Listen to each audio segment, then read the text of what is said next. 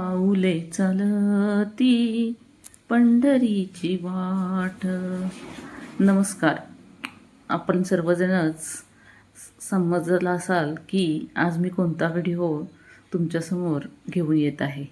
आपल्या सर्वांचे मनपूर्वक स्वागत आहे आपल्या सविताज कॉर्नर या चॅनलवरती. आज आपण महाराष्ट्रातील सर्वात मोठ्या भक्तिमय सोहळ्याबद्दल जाणून घेणार आहोत. ते म्हणजे आषाढी एकादशी 2026.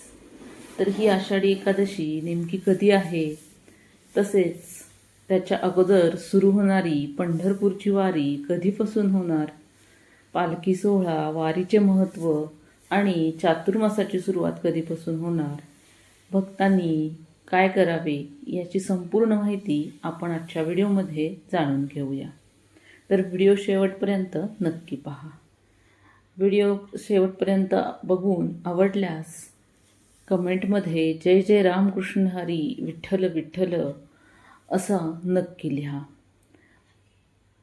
माझ्या सविताज कॉर्नर या चॅनलवरती जर नवीन असाल तर चॅनलला जरूर सबस्क्राईब करा.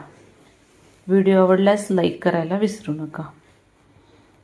सन 2026मध्ये आषाढी एकादशी अर्थात देवशयनी एकादशी ही शनिवार 25 जुलै 2026 रोजी आहे. याच दिवसापासून भगवान श्री विष्णू योग निद्रेत जातात आणि त्याच दिवसापासून चातुर्मासाची देखील सुरुवात होत असते. तर लक्षात घ्या, यंदाची आषाढी एकादशी शनिवारी 25 जुलै 2026 रोजी आहे आणि 25 जुलैपासूनच चातुर्मासाची सुरुवात होत आहे.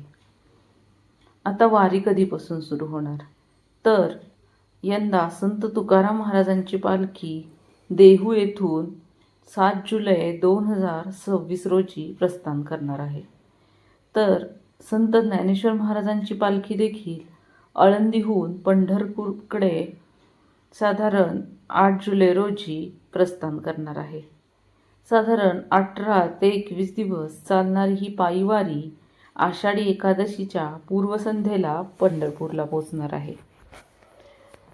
वारी म्हणजे केवळ प्रवास नाही, तर तो भक्ती, समता आणि सेवाभावाचा देखील महोत्सव आहे. टाळ मृदुंगाचा गजर, अभंग, हरिनाम आणि विठ्ठल भक्तांचा अखंड उत्साह संपूर्ण महाराष्ट्राला भक्तिमय बनवतो. वारकरी ज्ञानोबा तुकोबा असा जयघोष करत शेकडो किलोमीटर पायी चालत विठ्ठलाच्या भेटीस दरवर्षी जात असतात. आषाढी एकादशी या एकादशीला असे अनन्यसाधारण असे महत्त्व आहे. या एकादशीला विठ्ठलाचे दर्शन घेणे अतिशय महत्त्वाचे आणि शुभ मानले जाते. या दिवशी भगवान विष्णू क्षीरसागरात योग निद्रेत जात असतात. याच दिवसापासून चातुर्मास देखील सुरू होत असतो. या काळात जप, तप, दान, व्रत, पारायण आणि सत्संगाला देखील विशेष महत्त्व मानले जाते. आता चातुर्मासामध्ये आपण कोणते नियम पाळावे, तसेच चातुर्मास म्हणजे कोणता काळ, या सर्वाची माहिती आपण पुढील व्हिडिओमध्ये नक्की जाणून घेऊ. आजच्या व्हिडिओमध्ये तुम्हाला सांगितल्याप्रमाणे मी ही वारी कधीपासून सुरू होत आहे, आषाढी एकादशी कधी आहे हे सांगितले. तर या दिवशी आषाढी एकादशी दिवशी विठ्ठल आणि रुक्मिणीची मनोभावे पूजा करावी. त्यांना तुळशीपत्र या दिवशी नक्की अर्पण करावे. तसेच विठ्ठल विठ्ठल जय हरी विठ्ठल या मंत्राचा या दिवशी विशेष जप करावा.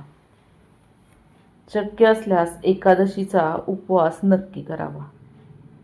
अनेक लोक एकादशीचा हा उपवास नक्कीच करतात. इतर एकादशी ज्यांना जमत नसेल त्यांनी हा उपवास नक्की करावा. भगवद्गीता तसेच विष्णू सहस्रनाम, हरिपाठाचे या दिवशी नक्की पठण करावे. गरजू व्यक्तींना अन्नदान किंवा दानधर्म नक्की करावा. आषाढी एकादशीला लाखो भाविक पंढरपूर येथे श्री विठ्ठल रुक्मिणीचे दर्शन घेत असतात. चंद्रभागा नदीत स्नान करून विठुरायाचे दर्शन घेणे अत्यंत पुण्यदायी मानले जाते. यावर्षी देखील तुम्ही सर्व काळजी घेऊन नक्की वारीत सहभागी होऊ शकता. या वारीमध्ये सहभागी होताना ही काळजी तुम्ही नक्की घ्यावी. सामान आपल्याबरोबर घेताना हलकेच ठेवा. पिण्याच्या पाण्याची आपली व्यवस्था आपल्याजवळ असू द्यात. पावसाळा असल्याने रेनकोट, छत्री कायम जवळ ठेवा. तसेच प्रशासनाच्या सूचनांचे वेळोवेळी नक्कीच पालन करा. स्वच्छता राखा आणि पर्यावरणाचे देखील नक्की संरक्षण करा. या वारीमध्ये तुम्ही देखील नक्की सहभागी होऊ शकता. आषाढी एकादशी हा केवळ एक सण नाही, तर भक्ती, श्रद्धा आणि समतेचा संदेश देणारा एक दिव्य असा उत्सव आहे. यंदा 25 जुलै 2026 रोजी भक्तिभावाने विठ्ठलाचे नामस्मरण करा आणि शक्य असल्यास वारीत देखील नक्की सहभागी व्हा. वारी वेगवेगळ्या दिवशी वेगवेगळ्या ठिकाणी मुक्काम करत असते. या मुक्कामाच्या ठिकाणी देखील या वारकऱ्यांना आपल्याला शक्य तितकी मदत करता येत असेल तर ती नक्की करावी. आपल्या शहराजवळ, गावाजवळ पालखी जात असेल तर तिथे जाऊन अनेक लोक पालखीचे देखील नक्कीच दर्शन घेतात. त्यांना वेगवेगळे अन्नदान करत असतात, त्यांची राहण्याची व्यवस्था करत असतात. तर अशी व्यवस्था आपण देखील करू शकतो. त्यासाठी मी माझ्या सविताच कॉर्नर या चॅनलवरती वारीचे वेळापत्रक, म्हणजेच कोणत्या दिवशी वारी कुठे असेल हे वेळापत्रक याचा व्हिडिओ मी अपलोड केलेला आहे. तो देखील तुम्ही नक्की पहा आणि त्याप्रमाणे तुम्हाला नियोजन करता येईल. तर विठ्ठल म्हणजेच विष्णूचा अवतार. हा विठ्ठल आपल्याला युगानुयुगे आपल्यासाठी पंढरपूरमध्ये विठेवर उभा आहे. या विठ्ठलाचे दर्शन व्हावे म्हणून आषाढी एकादशी दिवशी लाखो भाविक वेगवेगळ्या शहरातून, वेगवेगळ्या गावातून विठ्ठलाच्या दर्शनासाठी येत असतात. यंदा चक्क लंडनहून वारी निघालेली आहे. म्हणजेच लंडनहून काही भाविक भक्त विठ्ठलाच्या दर्शनासाठी निघालेले आहेत. ते पंढरपूरला आषाढी एकादशीच्या वेळी पोहोचणार आहेत आणि विठ्ठलाचे दर्शन घेणार आहेत.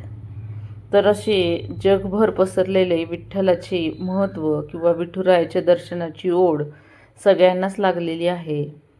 तर या 25 जुलै 2026 रोजी तुम्हाला देखील शक्य असेल तर तुम्ही देखील पंढरपूरला जाऊन विठ्ठलाचे दर्शन नक्कीच घ्यावे. शक्य नसल्यास आपल्याजवळ असणाऱ्या एखाद्या मंदिरात जाऊन विठुरायाचे दर्शन घ्यावे. तसेच आपल्या घरात देखील विठ्ठल रुक्मिणीची मूर्ती असेल त्याची यथोचित पूजा करावी, अभिषेक करावा आणि या दिवशी उपवास करावा. तर आजच्या व्हिडिओची माहिती तुम्हाला कशी वाटली हे मला कमेंट करून जरूर कळवा. आजचा व्हिडिओ शेवटपर्यंत पाहिल्याबद्दल खूप खूप धन्यवाद. जय हरी विठ्ठल. जय जय रामकृष्ण हरी.